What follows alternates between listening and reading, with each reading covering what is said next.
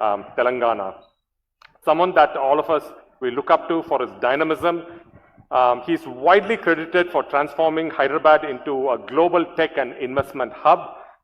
He's known for his progressive policies, pro-business approach, and youth-centric development agenda. And amongst all the leaders, I'm a professor, I teach colleges, and I often take you as an example for being very articulate and as a leader who can really meet with some of the world's best leaders and have conversations on equal field. So that's it's fantastic. And he's the driving force behind Telangana's startup ecosystem, the infrastructure boom. I don't know if you've ever been to Hyderabad. You should. You will see that with your own eyes, and digital transformation. To have a conversation with Mr. KTR, I want to invite Ms. Maria Shakil. She's the political editor at NDTV. And she's known for a very sharp political analysis and on-ground reporting. And she's also the winner of the prestigious Ramnath Goenka Award for Excellence in Journalism. Ladies and gentlemen, please put your hands together for Mr. KTR and Ms. Maria Shakil.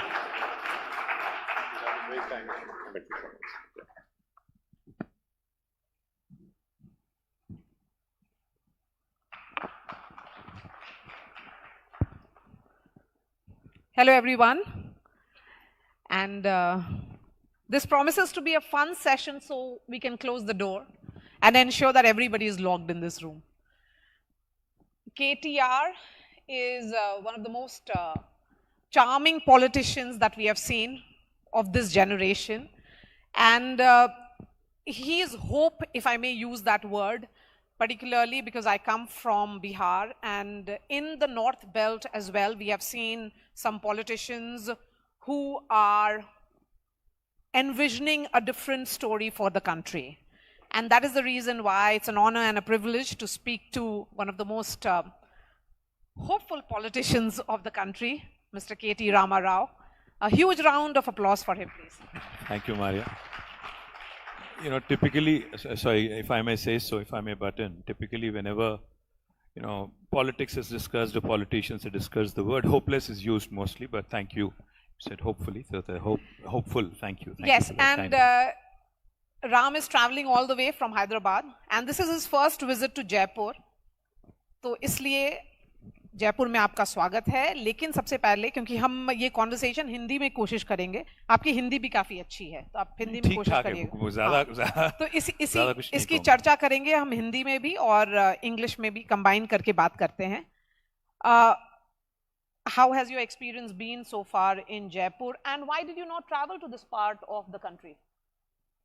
Good question. I've traveled the world extensively, but somehow missed Jaipur, and I actually have to confess, I've not even been to the northeastern part of India yet. So I think I have a bucket list. I'll be turning 50 next year. So hopefully, I was listening to Kamlesh, Sharda, and everybody in the prior session. So there is a lot of things that I think I need to do, a lot of, you know, things to add to the bucket list, and maybe climb mountains and also, you know, mount some summits, etc., etc. And also probably do a lot of tourism in places like Jaipur, Jodhpur. So unfortunately, nobody is invited. Avinash has invited me finally. You know, Mr. Khan has been a great, great host. So I'm enjoying Jaipur. Thank you.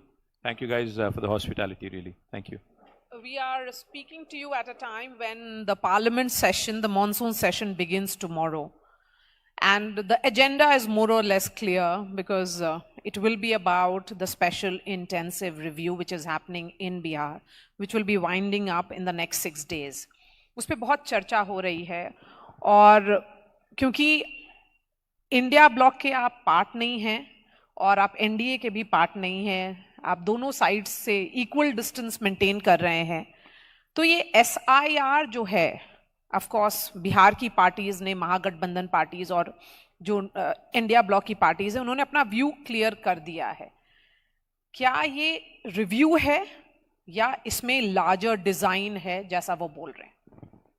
नहीं, मुझे तो बस यही लगता है कि हिंदुस्तान में पिछले कई सालों से, not just in the last 11 years, but even before, there's been a systematic way of disenfranchising those people that typically, you know, do not align with your affiliation or do not align with your, you know, style of politics. This is not happening for the first time. I don't think we should probably just say, jump to a conclusion that this is happening for the very first time. It has been going on in a very systematic fashion. But The bigger question is, what is the election commission doing? In fact, I'm meeting the chief election commissioner and his team on the 29th of this month, and one of the discussion points would be SIR and how it could impact the other states and India at large, in fact. So we have some serious reservations, we have some serious concerns with respect to the way large-scale disenfranchisement is happening in our country, and this is something that's truly worrisome, because as it is very, very easy to polarize in India. As it is very, very easy to, bring up that whole us versus them narrative. So now, is this SIR going to lead to more fragmentation, to more polarization, to more divisive, political discourse? Is something that truly concerns us. Bihar बहुत बड़ा राज्य है. अभी तक का assessment है, क्योंकि अभी 6 दिन बचे हुए हैं, वहां पर असेसमेंट है कि 35 लाख लोग हैं जिनका वोटर लिस्ट से डिलीट कर दिया गया है नाम, और बहुत सारे रीजंस भी इलेक्शन कमीशन ने दिया है. अगर इतनी बड़ी संख्या में लोग डिसएनफ्रेंचाइज्ड अपने आप को फील कर रहे होते और वो इतना पॉलिटिकल राज्य है, तो वो लोग तो सड़क पे होंगे, लेकिन वैसा सड़क पे आंदोलन दिख नहीं रहा. तो ये क्यों नहीं माना जाए कि ये भी नैरेटिव पॉलिटिकल पार्टीज बना रही हैं? मारिया जी, 2 चीजें हैं. एक तो है डिसएनफ्रेंचाइजमेंट, दूसरा है डिसइल्यूजनमेंट. वोटर काफी डिसइल्यूजन भी है पॉलिटिकल सिस्टम से और पॉलिटिकल पार्टी से. अगर आपको लगता है कोई सड़क पे नहीं आ रहा है और सड़क पे नारा नहीं दे रहा है और सड़क पे आंदोलन नहीं हो रहा है, तो इस वजह से वहां पे सब कुछ ठीक है, अगर आपको लगता है, ये भी गलत है. क्योंकि अगर आप वोटिंग परसेंटेज भी देखेंगे हिंदुस्तान में, कई बार अगर आप अर्बन पॉकेट्स देखते हो, we don't even cross 35-40 in large cities like Bombay and even Delhi for that matter, and even Hyderabad for that matter. तो मैं दोनों भी चीज है, अगर आपको नहीं दिखता कि आंदोलन हो रहा है, इस वजह से अगर आपको सब कुछ ठीक ठाक लगता है, ये भी गलत है. There could be a real and imminent danger in terms of large scale disenfranchisement, but maybe they are voiceless. Maybe the political parties, maybe the system that needs to actually voice the concern is not doing its job. The other view will be that Maharashtra में चुनाव हुआ, वहां पर Congress party ने ये issue raise किया था. बहुत सारे जर्नलिस्ट की तरह मैं भी जमीन पर थी, मैं भी इलेक्शन मॉनिटर कर रही थी.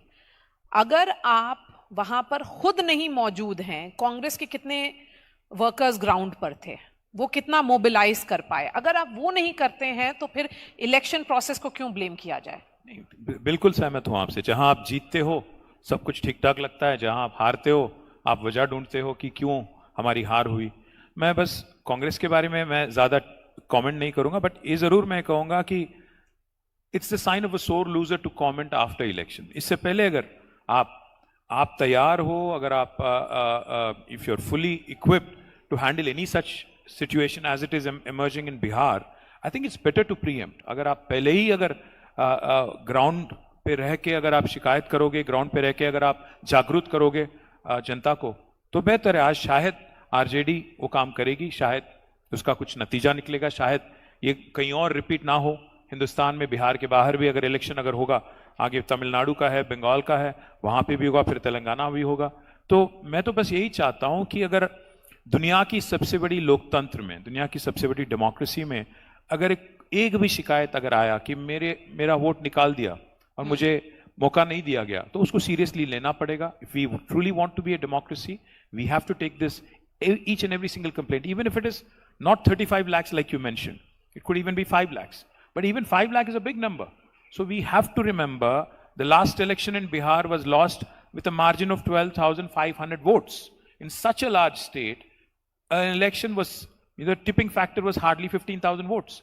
So 5 lakh or 35 lakh or 50 lakh, whatever the number is, I think we have to take it seriously and we have to really take the issue with a lot of concern. Since the topic of this discussion has to be North-South divide, I'm going to begin with that part of this discussion now. Mr. Getty Rama Rao, is the North versus South more of a perception problem, a manufactured debate, or is it a policy problem? Is it for real? Do leaders like you feel that North India, where you're sitting right now, has taken away all the, you earn and we spend? Firstly, what unites us is this sense of being Indian. There's no question of, the identity. अगर मैं बाहर जाता हूँ कहीं हिंदुस्तान के बाहर, तो मैं पहली बात तो मैं हूँ इंडियन, साउथ इंडियन हूँ, तेलुगु हूँ, मैं फलाना जात का हूँ, वो बाद में आता है. Because each and every individual has multiple identities and sub-identities. But when I come back to India, when I'm back home in Hyderabad, the fact is, why are we debating this South and North? I would say possibly because, the whole delimitation issue is hanging around. The delimitation issue is, looming large. One of the most important things for us to understand, Mariaji, and for all of us to also probably understand the perspective of a South Indian, so to speak.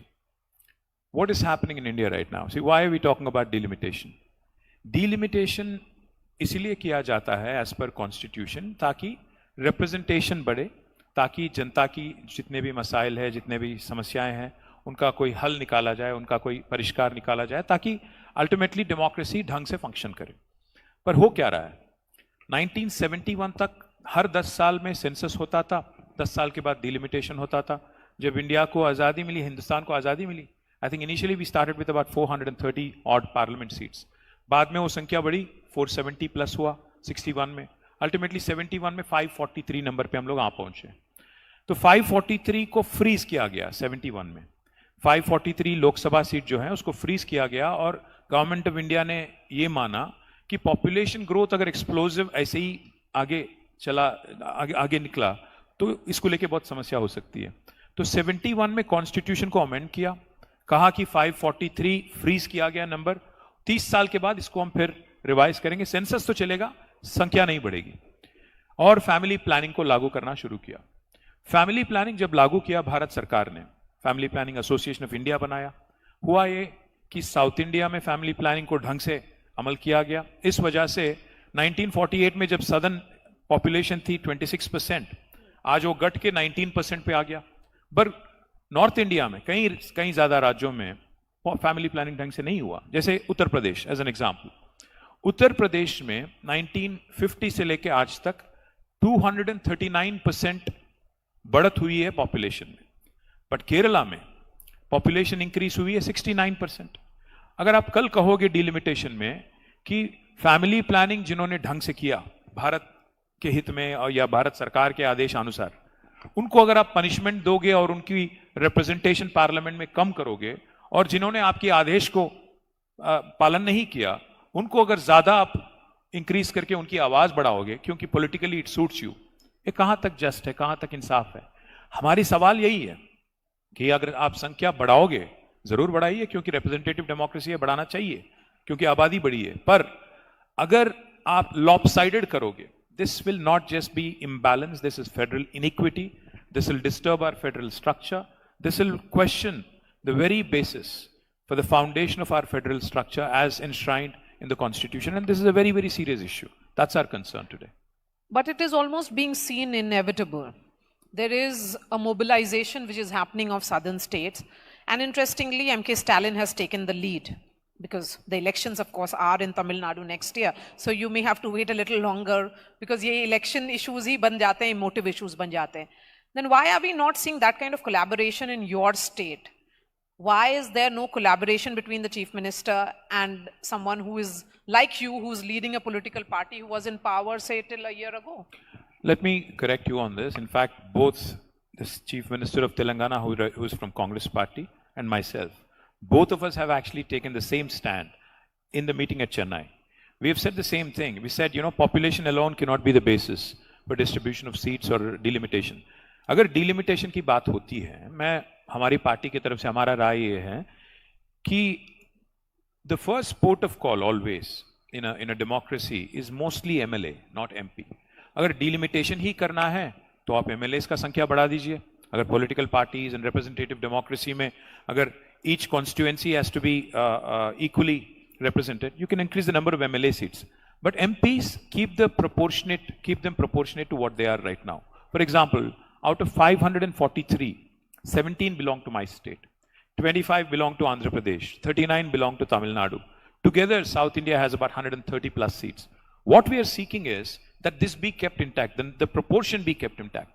If this does not happen, if Uttar Pradesh becomes that one state that can decide the next union government in India with a lopsided number, then I think the rest of the country will feel the pinch, the rest of the country will certainly voice the concern, and more importantly, I think centralization of policy, centralization of fiscal resources also is a huge, huge challenge.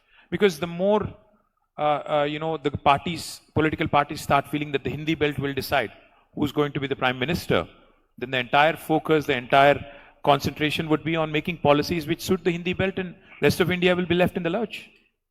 The union government has repeatedly said that it will be on the basis of pro rata. See, we don't trust the union government. I'll tell you why. 11 साल पहले तेलंगाना को जब एक अलग राज्य बनाना था, भारत सरकार ने एक कानून लाके, आंध्र प्रदेश रीऑर्गेनाइजेशन एक्ट लाके भारत सरकार ने नया राज्य बनाया और आंध्र प्रदेश रीऑर्गेनाइजेशन एक्ट को पास किया पार्लियामेंट ने। पार्लियामेंट में यह वादा किया गया था एक्ट के तहत कि डिलिमिटेशन किया जाएगा आंध्रा और तेलंगाना में और संख्या बढ़ाई जाएगी एमएलएस। 11 साल हो गया, आज तक एक चीज भी उन्होंने नहीं किया। पर जब उनको सूट करता है, उनको जहां पॉलिटिकल फायदा पहुंचता है वहां जरूर करते हैं। जम्मू एंड कश्मीर में कर दिया डिलिमिटेशन, मांगा किसी ने, पूछा किसी ने नहीं। जहां आपने वादा किया, जहां आपने वादा ही नहीं बल्कि कानून बनाया, स्टैट्यूट बनाया, वहां तो आप निभाते नहीं हो। बट जहां आपको सूट करता है असम में, जहां आपको सूट करता है कश्मीर में, आप वहां पे डिलिमिटेशन करते हो और कुछ सीटें जीत जाते हो। तो इसीलिए हम भरोसा नहीं करते भारत सरकार का और खासकर भाजपा का कि उनको जहां पॉलिटिकल फायदा पहुंचता है वहां काम करते हैं, उनको जहां पॉलिटिकल फायदा नुकसान पहुंचता है तो नहीं करते हैं। तेलंगाना में तो उनका कुछ पकड़ नहीं है तो नहीं कर रहे हैं। Then delimitation should be put on hold like it was in 2003? I would say one thing, Maria. See, अगर आपको डिलिमिटेशन करना ही करना है, पहले आप बता दें सबको बिठा के, या तो पार्लियामेंट में या बाहर, हर पार्टी को बुला के आप बता दें कि क्या कर रहे हो और क्यों कर रहे हो। आप डेमोक्रेसी है, मोबोक्रेसी नहीं है ना। आप क्योंकि आपका संख्या है पार्लियामेंट में, लोकसभा में, राज्यसभा में, आप मनमानी अगर आप करोगे तो जरूर उसका एक नतीजा भी होगा, उसका कोई रिएक्शन भी होगा, आपको भुगतना पड़ेगा। तो मैं बस इतना ही कह रहा हूं, आज तक भारत सरकार ने कोई एक बैठक तक नहीं बुलाई कि डिलिमिटेशन अगर करना है तो क्यों कर रहे हैं। सेंसस कर रहे हैं अभी, सेंसस के बाद क्या करेंगे? कास्ट सेंसस की बात होती है, सेंसस के बाद डिलिमिटेशन की बात होती है, आरक्षण की बात होती है, विमेन रिजर्वेशन की बात होती है। अब किस बेसिस पे करोगे, कैसे करोगे और कैसे सबको? बार बार मोदी जी कहते हैं कोऑपरेटिव फेडरलिज्म, बट ये तो कोअर्सिव फेडरलिज्म हो गया। आप कोर्स करोगे क्या? हमें जबरदस्ती करोगे कि हम जो कहेंगे बस आपको मानना पड़ेगा? आप अगर कोऑपरेटिव फेडरलिज्म में विश्वास रखते हो, मैं मोदी जी से रिक्वेस्ट करूंगा, आप बिग ब्रदर बनो, बिग बॉस ना बनो। आप बिग ब्रदर बनोगे तो सबको बुलाओ, छोटों को, हमको सबको बुलाओ, बिठाओ, समझो, सुनो और फिर बाद में बोलो कि सबका साथ सबका विश्वास।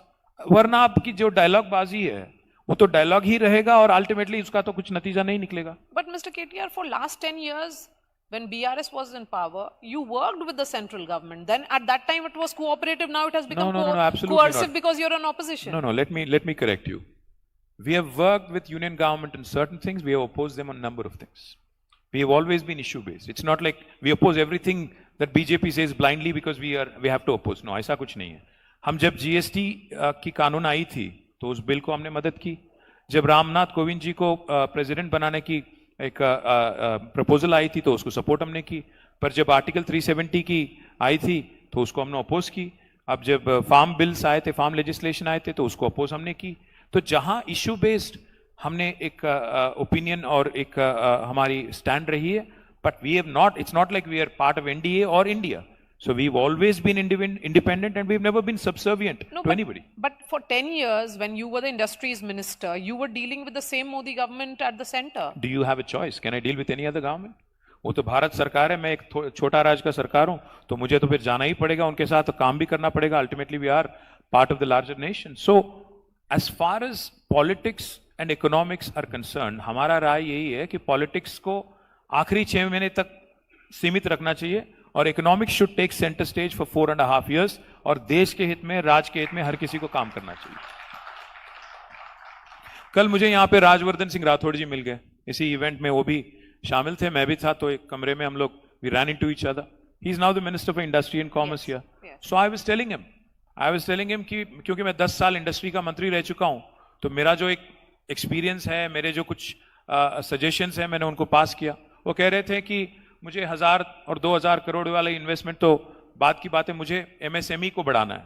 तो मैंने कहा भाई साहब ऐसा है कि हमारे हैदराबाद में भी काफी सारे राजस्थान एक्सपैट कम्युनिटी है जिनके छोटे छोटे बिजनेस हैं, जो 50 करोड़, 25 करोड़, 10 करोड़, 15 करोड़ में जरूर यहाँ पे इन्वेस्ट कर सकते हैं। उनका मन और उनके दिल से वो राजस्थान को चाहते हैं। तो मैंने कहा उनसे कि आप आइएगा, मैं एक मीटिंग भी ऑर्गेनाइज करूंगा, आपको इंट्रोड्यूस करूंगा, तो आप राजस्थान निवेश लाने की कोशिश करिएगा।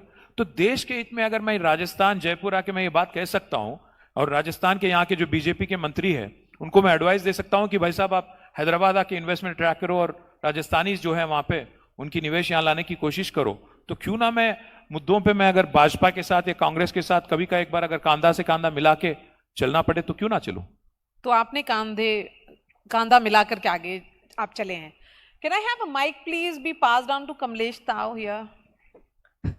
Why are we getting Kamlesh? He's deeply No, we are philosophical. bringing him in because my next question is on Hindi imposition. Oh, okay. And you are speaking in Hindi. ताओ, ये जो पूरा चर्चा हो गई है कि हिंदी जबरदस्ती का थोपा जा रहा है, आपने महाराष्ट्र में देखा और अभी केटीआर जी यहाँ पर हैं। हिंदी इम्पोजिशन क्या है? वो लार्जली पॉलिटिकल है। मुझे नहीं लगता कि कोई किसी पे कोई लैंग्वेज इंपोज कर रहा है। You're 100% right, ये sir. पूरी तरह से पॉलिटिकल है। जो भी पॉलिटिशियंस क्या करेंगे, उनका भी तो प्रोफेशन है। मैं छोड़ दूं अपना काम? ये प्रोफेशनल कंपल्जन है। नहीं, मैं आपको एक चीज कहता हूं, कमलेश जी, एक बात कहता हूं। भारत सरकार जब 50 करोड़ रुपया बजट में रखती है कि हिंदी को प्रमोट करना है पूरे भारत में, और जब एक पैसा भी नहीं देती है तेलुगु को प्रमोट करने के लिए, बांग्ला को प्रमोट करने के लिए, मैं क्या समझूं उसको? हिंदी इंपोजिशन तो नहीं कहूंगा, बट हिंदी को प्रमोट तो कर रहे हैं। ऐसा नहीं है कि नहीं प्रमोशन हो रहा है, पर मसला वो नहीं है, समस्या वो नहीं है। मैं यहां पे बैठ के आज हिंदी में आपसे मैं at least I am trying to converse in Hindi as to my best ability. मुझे किसी ने जबरदस्ती की क्या कि आप हिंदी सीखो? नहीं। पर अगर कल कोई ये कहेगा कि भारत में जितने भी राज्य हैं, 28 राज्य, और हर राज्य में कल आपको अगर आपको सीआरपीएफ में आना है या भारत को कोई किसी को आर्मी में आना है या कोई रेलवेज में काम होना है, तो आपको हिंदी में परीक्षा लिखना पड़े, तो ये तो गलत है।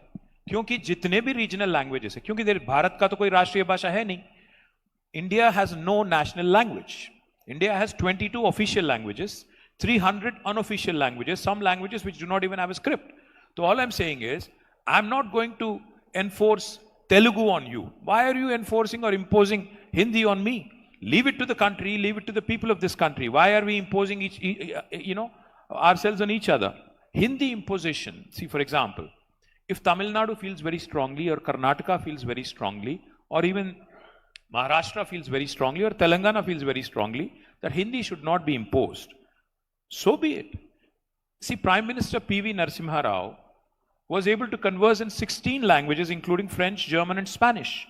So my point is, it is the individual's appetite, it is the individual's interest that should dictate. And also, Kamlesh ji, language is not just political issue. Language is not just a communication tool. Language is also cultural identity. Remember that. See, in fact, the beauty of India is unity in diversity. भी हम लोग बार-बार कहते रहते हैं। अगर आप हिंदी को इंपोज करोगे, हिंदी को जबरदस्ती साउथ में या कहीं और इंपोज करने की कोशिश करोगे, you are undermining the very idea of this diversity. You are undermining the authority of this country which is based on our beautiful diversity. क्यों करना है जबरदस्ती किसी के साथ? तो राज ठाकरे को क्या बोलेंगे? सॉरी, राज ठाकरे को क्या बोलेंगे जो अभी हो रहा है? मैं राज ठाकरे को भी यही कहूंगा कि जैसा आप हिंदी इंपोजिशन नहीं चाहते हो, वैसे ही आप मराठी इंपोज भी ना करो। मराठी भी आप किसी के ऊपर जबरदस्ती ना इंपोज करने की कोशिश करो। आप ये क्यों कहते हो कि आपको मुंबई में रहने के लिए आपको मराठी बोलना पड़ेगा या हैदराबाद में रहने के लिए तेलुगु बोलना पड़ेगा? हाँ, मैं ये बात तो मैं जरूर कहूंगा कि अगर आपको मुंबई में रहना है, लोकल्स के साथ मिंगल करना है, तो सीख लो, तो 2-4 शब्द मराठी के सीख लो, तो गलत तो है नहीं। Respect the local culture, respect the local language. See, we go to Europe, we all travel to Europe, right? When we travel to Europe, you can converse in English, but if you can converse in French, the French will really appreciate it. If you can converse in Spanish, they will really appreciate it. They preserve their culture, they preserve their language, they preserve their diversity. What's wrong in India, which is a union of states, trying to preserve its cultural identity, trying to preserve its individuality, there's nothing wrong with it. यहाँ पर मैं आपसे differ करूंगी, क्योंकि जो बिहार के मजदूर जाते हैं महाराष्ट्र में या कहीं पर भी वो जाते हैं, सवाल तो आपको ये करना पड़ेगा क्यों जाते हैं? क्योंकि बिहार और यूपी में काम नहीं होता है। वहां पे आप वो देखिए ना, तरक्की अगर वहां लाएंगे, जो विकास की बात होती है, विकास अगर हो रहा है, तो क्यों दूसरे तरफ जा रहे हैं, दूसरे राज्यों में? लेकिन जाते हैं, अभी वो रियलिटी है, और वहां पर जाकर के उनको थप्पड़ दिया जाए कि आप मराठी नहीं बोलते हैं, ये आप इसमें इसको उनके मन से नहीं है कि वो एक तो वो घर के छोड़कर नहीं आए। मारिया जी, मैं उसका सख्त खिलाफ हूं, मैं वही कह रहा हूं आपसे। जैसा हिंदी इंपोजिशन कोई तेलुगु नहीं चाहता या कन्नडा नहीं चाहता, वैसे ही आपको भी मराठी या तेलुगु किसी और पे इंपोज करने का अधिकार आपको नहीं है। मैं बस इतना ही कहूंगा, अगर कोई एक ओडिया आदमी जा रहा है कोई रूरल हिंटरलैंड महाराष्ट्र में काम करने के लिए, ना तो वो मराठी बोल पाता है ना दूसरी तरफ से ओडिया बोल पाते हैं, तो एक माध्यम तो ढूंढना चाहिए, एक माध्यम तो होना चाहिए, या तो इंग्लिश हो या, देखिए मैं ऐसी बात है, ओटीटी में हम लोग आज अगर आप देखेंगे तेलुगु सिनेमा, आप जयपुर में भी देखते हो सबटाइटल के साथ और कहीं और भी देखते हो, RRR हो, बाहुबली हो, I am sure most of you have watched it, Baahubali and RRR। तो जब आप देखते हो या तो उसको डब करना चाहिए हिंदी में, वरना आप देखोगे सबटाइटल के साथ। कौन सबटाइटल होता है? वो अंग्रेजी होता है। मैं मलयालम सिनेमा जब देखता हूं तो अंग्रेजी सबटाइटल में देखता हूं, मैं अगर ईरानियन सिनेमा भी देख रहा हूं तो अंग्रेजी सबटाइटल में देखता हूं। तो कोई ना कोई माध्यम होना चाहिए कम्युनिकेशन के लिए। भाषा एक माध्यम भी है, आइडेंटिटी भी है, पर जब माध्यम जब नहीं रहता और आइडेंटिटी की जब बात बनती है, तब जाके पॉलिटिकल लड़ाई शुरू हो जाती है। जब जिस हद तक अगर माध्यम ही रहता है, just a mean of tool of communication, then there is no issue. That is the challenge. All I would say is, if you're going to Maharashtra or Karnataka or Telangana or Tamil Nadu, try and learn a few pieces, few lines at least, so that you respect the locals. अगर आप जाओगे और आप हिंदी में ही बात करोगे और आपको कोई और भाषा आती नहीं है, तो उनका तो समस्या नहीं ना वो। नहीं, लेकिन वो डिसरिस्पेक्ट तो नहीं हुआ। अगर हम अपना घर छोड़ करके आकर के आपके यहाँ बिल्डिंग बना रहे हैं, सड़कें बना रहे हैं, तो हम तो आपकी कंट्रीब्यूशन कर रहे हैं मैं ना। आपको यस बिल्कुल, मैं तो मानता हूं कि all the migrant workers are partners of our state development. There's no question. In fact, our chief minister in 2020, Sri KCR, had mentioned this word, that you are partners of my state development, and he is the only chief minister in India who had organized special trains free of cost, 500 रुपया हर किसी को दिया, खाना दिया और उनको ढंग से मर्यादा के साथ वापस उनके राज को भेजा। पर मैं आपसे एक सवाल करना चाहता हूं, जब हमारे बच्चे जाते हैं पढ़ने यूके और यूएस, आप क्या कहोगे? वहां पे अंग्रेजी नहीं सीखना है उनको, अंग्रेजी सीखना पड़ेगा, वहां की लोकल कल्चर को समझना पड़ेगा, उस हिसाब से चलना पड़ेगा। अगर आपके बच्चे कोई जाते हैं रशिया मेडिसिन पढ़ने या फिलीपीन जाते हैं, तो क्या कौन सी भाषा में उनकी आज ट्रेनिंग होती है? रशिया में होती है, रशियन में होती है। हमारे बच्चे जो चीन जाते हैं, वहां पढ़ाई करते हैं, चीन में मैंडरीन सीख के आज वहां पे मेडिसिन पढ़ते हैं, रशियन में पढ़ते हैं। मैं ये नहीं कह रहा हूं कि किसी को तेलुगु सीखना पड़ेगा या तमिल सीखना पड़ेगा या कोई और सीखना पड़ेगा, पर क्या तकलीफ है आपको दो चार अगर लाइन, जैसे मैं हिंदी सीखा हूं, मेरी नेटिव तेलुगु है, मदर टंग मेरी तेलुगु है, पर मैं हिंदी सीख के आपसे बात कर सकता हूं, आप क्यों नहीं कोशिश करोगे 4 लाइन तेलुगु सीखने की, अगर तेलंगाना में रहना है? क्या गलत है उसमें? तो अगर कोई नौकरी ढूंढने जा रहा है, वो एक पर्टिकुलर लेवल पर है, क्लास है, तो वो सीखने की उनकी ख्वाहिश होगी तो वो सीख लेंगे, लेकिन इस तरह की जबरदस्ती करना सही है? 100% लॉ गलत एंड है, ऑर्डर का सिचुएशन बनाना सही है? 100% गलत है, मैं उसका सख्त मुखालिफत कर रहा हूं, और 100% रॉन्ग है, ये भी कह रहा हूं। कानून को लागू होना चाहिए, and whoever indulges in this kind of petty politics is wrong. Okay, let's move on then with that consensus. Among the politicians from the north of India, who do you see as the bright spot? I'm friends with Akhilesh Yadav ji, so I like him. I like his politics. Many of you may not like him, but that's a different story. But I'm not. See, I like Conrad Sangma, who's the Chief Minister of Meghalaya. He's a dear friend also. So obviously, since I'm friends with them, I'm biased. I like both of them. I also know Tejasvi reasonably well, so I like him as well. And I don't know. Tejasvi Surya. No, Tejasvi Yadav. Okay. And by the way, Tejasvi Surya is from south of India. Yes. So among the south of India politicians, who do you see as the bright spot? A bright spot in south of India, so I would say probably Shashi Tharoor ठीक ठाक है, but आजकल थोड़ा उनकी politics गड़बड़ा रही है, but Shashi Tharoor ठीक ठाक है।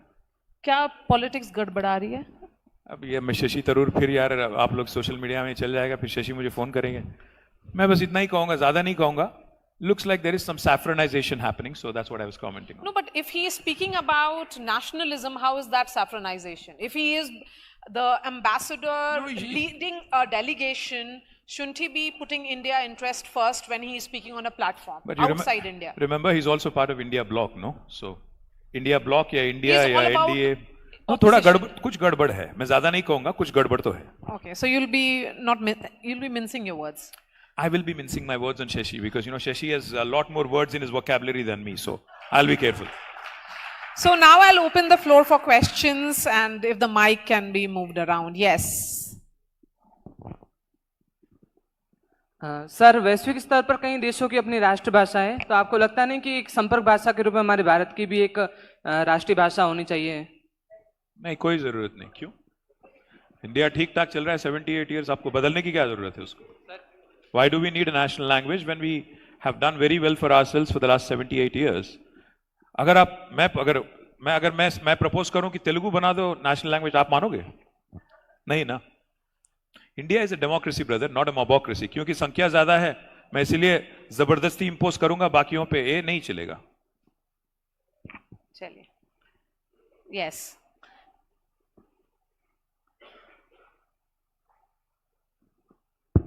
Sir, South India has opposed the language imposition very, very thoroughly, right? And that is well and good. But that same thing happened during the independence era in 1947 with Purvanchal and Bihar and regions like that, where subliminally these languages were sort of treated like they are spoken by rural class, second class citizens. So why is it? Is it just like cultural divide between North and South, or there is something else entirely in that? See, India is a beautiful country. Everything in India changes every 250 kilometers. If you travel the length and breadth of India, the language, the culture, the dialect, the eating habits, the cuisine, everything changes in 200 to 250 kilometers. The beauty is, see, if you travel Europe and if you travel India, you'll see a lot of similarities. कि हम इतने diversity के साथ भी इतना कुछ हमको अलग करते हुए भी, कास्ट हैं, क्लास हैं, लैंग्वेज हैं, इतने बैरियर्स हैं, इस सब के बावजूद we are together. And 78 years post independence, we are sitting here in Jaipur talking to each other in a very civil discourse. That's the beauty of democracy. इसको बदलने की या इसको कुछ करने की, इसके साथ एक्सपेरिमेंट करने की कोई जरूरत मुझे तो नहीं लगता. पहली बात. दूसरी बात, जो हुआ 40s में 50s में, उसका जानकारी मेरे पास ज्यादा नहीं है, बट ये तो जरूर कहूंगा, during evolution, as part of evolution, some languages do disappear. Some languages which do not have a script, for example, कई सारे languages ऐसे हैं जिनका कोई script नहीं है, कहीं लिखा हुआ नहीं है, but by word of mouth they get disseminated. शायद ऐसा कुछ हुआ होगा जहां people have started possibly communicating less and have started switching to something else, and therefore they have lost their sheen and glory and eventually disappeared. I think that's possibly the answer. Hello. Hi. Sir, आप communication एक language की बात करते हैं, जिसमें आपने कहा कि मैं इंग्लिश के सबटाइटल देखता हूं, और इंडिया की कोई कम्युनिकेटिव लैंग्वेज क्यों नहीं होनी चाहिए? जैसे कि आजकल है, हिंदी है, आप भी बात कर रहे हैं, हम भी कर रहे हैं, इवन साउथ के ज़्यादातर लोग कर रहे हैं, और यहाँ के स्थानीय लोग भी काफ़ी हिंदी की पकड़ रखते हैं. तो आप क्यों नहीं हिंदी को ऐसे कहें कि ये कम्युनिकेशन की लैंग्वेज हो सकती है? इसमें क्या है? और फिर आप एग्जाम्पल देते हैं कि कोई कह रहा है कि ये लैंग्वेज हिंदी का हो, आप दूसरे कंट्री का एग्जाम्पल देते हैं कि वहाँ इंग्लिश सीखनी पड़ती है, वो सीखनी पड़ती है, फिर उसका आप यहाँ का एक एग्जाम्पल बना के देते हैं कि क्यों नहीं सीखनी चाहिए. तो ऐसे अजीब एग्जाम्पल क्यों देते हो सर? क्यों ये सिमिलर चीज़ें क्यों नहीं? क्यों? मैं बस आपसे इतना ही कहूँगा, जैसे आप अगर कहोगे कि हिंदी राष्ट्रीय भाषा होना चाहिए, मैं अगर प्रपोज करूं, नहीं सेम चीज, मैं अगर प्रपोज करूं कि कोई और भाषा को राष्ट्रीय भाषा बनाया जाए, sorry, English is the language of the world brother. English ना सिर्फ हिंदुस्तान में बल्कि पूरे दुनिया में बोला जाता है. वेदर यू लाइक इट और not, if you learn English then you can live across anywhere in the world. जनाब, हाँ, तो आप अगर हिंदी सीख के अगर आप अमेरिका जाओगे, कैसे वहां पे जी पाओगे आप? ये बताओ मुझे. हिंदी सीख के कल आप नौकरी के लिए अगर इंग्लैंड चले गए, वहां क्या करोगे फिर आप? आपके लिए लैंग्वेज एक बैरियर बन जाता है. इसीलिए अंग्रेजी माध्यम भी एक चीज होता है जिसको आज इतना बढ़ावा मिलता है पेरेंट्स की तरफ से और हिंदुस्तान के जनता की तरफ से. And we have Rajdeep Sardesai in the room now. So claps for Rajdeep, sir. Welcome, Rajdeep. Hello, sir. And we Yes. all- Can I answer the question to that Sharda has a gentleman? point to make. No, no, no. I just want to prove your point to the guy. आपने जो सवाल पूछा था अभी, आपने जो सवाल पूछा था, आप शायद ये नहीं जानते हैं कि भारतीय के जो खिलाड़ी हैं, एथलीट्स हैं, वो सब हिंदी में बात करते हैं और वो झगड़ा नहीं करते हिंदी के ऊपर. ऑटोमेटिकली उनके कॉन्वर्सेशन हो जाता है. That is the link language in sports. So don't make it compulsory for everybody. Compulsory मत करो. मोमेंट कंपल्सरी कहते हो हम नहीं करने वाले. राजनीतिक लोग राजनीति करते हैं हिंदी भाषा के ऊपर. वो आपको नहीं समझ में आ रहा. बिल्कुल साफ बोल रहे हैं. आपको नहीं समझ में आया जो कह रहे हैं. All right. Well- Thank you so much for this conversation. Thank you. I think Cyrus wants No, I just want to know, Cyrus has a point. ये जो है जिसने प्रश्न पूछा अभी, is he from Telangana? No, if he's not from Telangana, why are we wasting our time answering? I have no idea. By the way, Cyrus, I'm a big fan of you. Now you're scaring me, No, sir. no, no, no, not now. पर हिंदी में बोलना पड़ेगा. I'm kidding, I'm kidding. Cyrus मैं आपका बहुत बड़ा fan हूं. आज नहीं जब आप मलाइका के साथ शो करते थे 90s में, तब से बहुत बड़ा फैन हूं. Thank you. Sir, one question. All right, fantastic. Unfortunately, Thank you. we're Sir, one out of question. time. No, thank you. We'll keep the conversation right off the stage. But Mr. Kedia, thank you so much. Maria, wonderful moderating. If you can just stay back, I want to invite the general manager of Clarks, Mr. Vijay. Please come on board.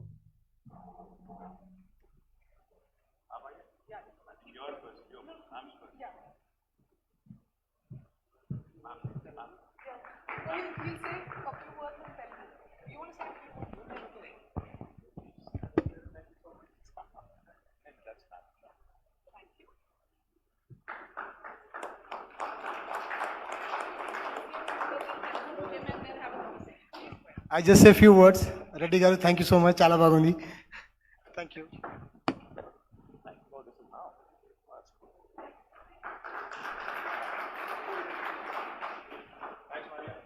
Thank you. Thank you, Mr. Kedia.